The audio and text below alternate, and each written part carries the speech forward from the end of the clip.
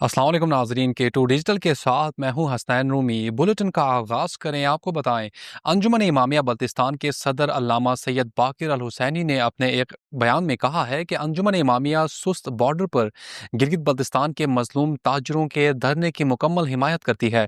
उन्होंने कहा कि गिलगित बल्तिस्तान में FBI और एक्साइज एंड टैक्सेशन जैसे मुतनाज़ा इदारों के क़याम से न सिर्फ मकामी मईशत पर दबाव पड़ा है, बल्कि ये खित्ते की आइनी हैसियत से भी मुतसादिम है। उन्होंने मजीद कहा कि अवामी एक्शन कमेटी गिलबस्तान के वाइस चेयरमैन जावेद नंबरदार के बेईमाना कत्ल की शदीद अल्फाज में मजम्मत करते हैं। उन्होंने हुकूमत से मुतालबा किया कि वाक़े की शफाफ तहकीकात की जाए और मुलव्विस अनासिर को करार वाक़ई सजा दी जाए, ताकि खित्ते में अमन और एतमाद की फ़िज़ा बहाल हो। अल्लामा बाकिर अल हुसैनी ने मुल्क भर में अपने फ़राइज़ की अदायगी के दौरान जाम शहादत नोश करने वाले पुलिस अफसरान और जवानों को खिराज तहसीन पेश करते हुए उनकी जुर्रत, कुर्बानी और खिदमात को कौम का काबिल फ़ख्र असासा करार दिया।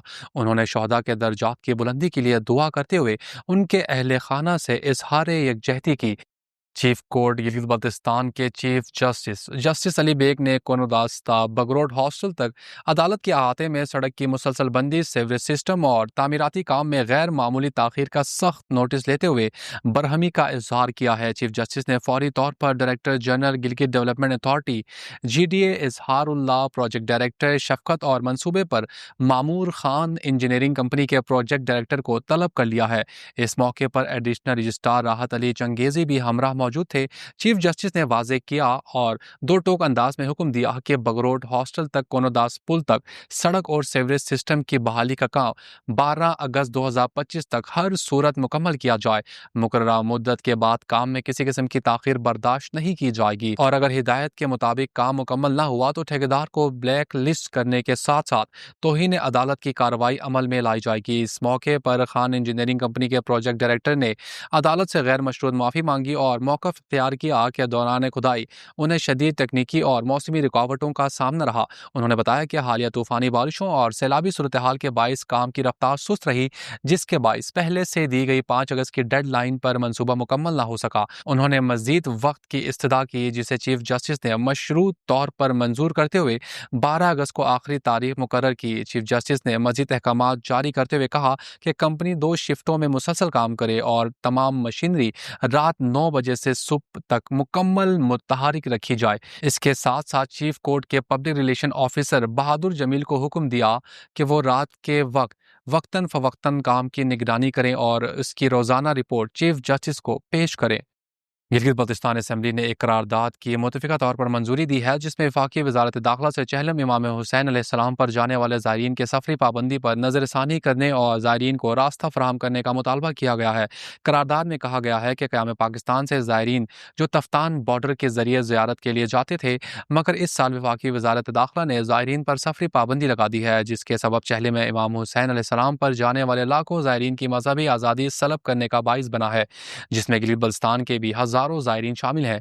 इस फैसले के बाद ज़ायरीन में सख्त बेचैनी और तशवीश पाई जाती है। लिहाजा ये मुख्तदर ऐवान वफाकी वज़ारत दाखिला से मुतालबा करता है कि बुनियादी हुकूक की पासदारी करते हुए ज़ायरीन की सफरी पाबंदी पर नज़रसानी करे और ज़ायरीन को अपने मजहबी अकायद की अंजाम दही के लिए रास्ता फराहम किया जाए। ये करारदाद मंगल के रोज़ इस्लामी तहरीक के अयूब वज़ीरी ने ऐवान में पेश की। करारदाद की हिमायत करते हुए अमजद हुसैन एडवोकेट ने कहा कि गुज़िश्ता माह ईरानी इंटेलिजेंस ने ईरान में कुछ इंडियन प्रॉक्सीज को गिरफ्तार किया था, जिसके बाद ईरानी इंटेलिजेंस ने पाकिस्तान हुकूमत को इंटेलिजेंस फराहम की थी कि फितना हिंदुस्तान बलूचिस्तान से ईरान जाने वाले ज़ायरीन के काफिलों को निशाना बनाकर पाकिस्तान में फ़िरकावाराना फसाद फैलाना चाहता है।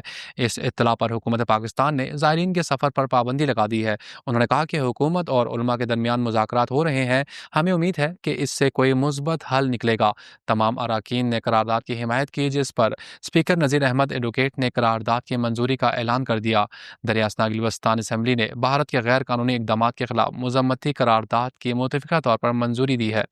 اپوزیشن اراکین اسمبلی جاوید علی منوا اور سید سہیل عباس نے منگل کے روز اسمبلی اجلاس میں محکمہ تعلیم کے وقت ڈویژن میں سی پی ایس کی بنیاد پر کام کرنے والے 14 ملازمین کے حوالے سے ایک توجہ دلاؤ نوٹس پیش کیا، جس میں کہا گیا ہے کہ ملازمین گزشتہ 10 سالوں سے بلا تعطل اپنی خدمات انجام دے رہے ہیں، مگر بدقسمتی سے سال 2021 کے بعد متعلقہ پروجیکٹ کی توسیع نہیں کی گئی، جس کے باعث ان ملازمین کی تنخواہیں بھی بند کر دی گئی ہیں، جبکہ ان ملازمین سے ابھی تک کام لیا جا رہا ہے۔ اپوزیشن اراکان اسمبلی نے حکومت سے مطالبہ کیا ہے کہ ان عارضی ملازمین کو S P S post of operationalization institution fees کے پروجیکٹ PC1 جس کی لاگت 80 ملین ہے شامل کیا جائے، یا ان ملازمین کو ریگولر کنٹینجنٹ سٹاف میں شامل کیا جائے، جس پر اسپیکر نذیر احمد ایڈوکیٹ نے توجہ دلاؤ نوٹس قائمہ کمیٹی برائے تعلیم کے سپرد کرتے ہوئے کہا کہ وہ محکمہ تعلیم کے ذمہ داران کو بھی تحریری طور پر آگاہ کریں گے۔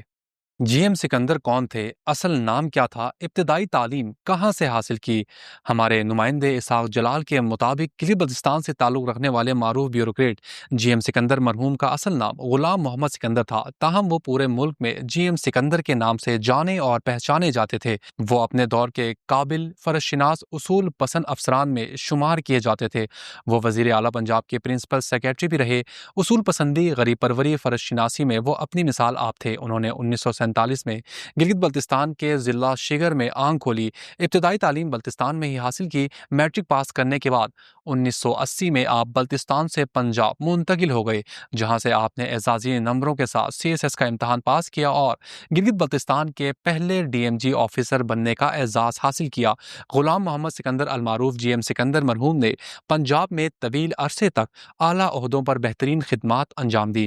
دوران سروس انہیں بہترین خدمات پر ایوارڈز بھی دیے گئے۔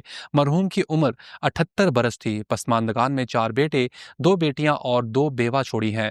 GM سکندر پچھلے کئی ہفتوں سے لاہور کے نجی ہسپتال میں زیر علاج تھے کہ بدھ کی الصبح اپنے خالق حقیقی سے جا ملے۔ مرحوم ایک درویش صفت انسان تھے، انہیں مختلف حلقوں میں ایک ممتاز حاصل تھا، ان کا دائرہ بہت وسیع تھا۔ یہی وجہ ہے کہ آج ان کی ناگہانی موت پر زندگی کا ہر شعبہ نوحہ کنا ہے۔ GM سکندر کی موت نے پورے ملک کی فضا سوگوار کر دی ہے۔ جہاں انہوں نے دیگر شعبوں سے تعلق رکھنے والے افراد کی فلاح و بہبود کے لیے کام کیے، وہیں انہوں نے پنجاب بھر میں زیر تعلیم طلباء کی ہر حوالے سے معاونت کی اور ان کے مسائل حل کرنے کی ہر ممکن کوشش کی۔ مرحوم نے پوری زندگی قوم و ملت کی خدمت میں صرف کر دی۔ K2 ڈیجیٹل کے ساتھ فی الوقت اتنا ہی۔ مزید خبروں کے لیے وزٹ کیجیے ہماری ویب سائٹ www.dailygator.com۔ اللہ حافظ۔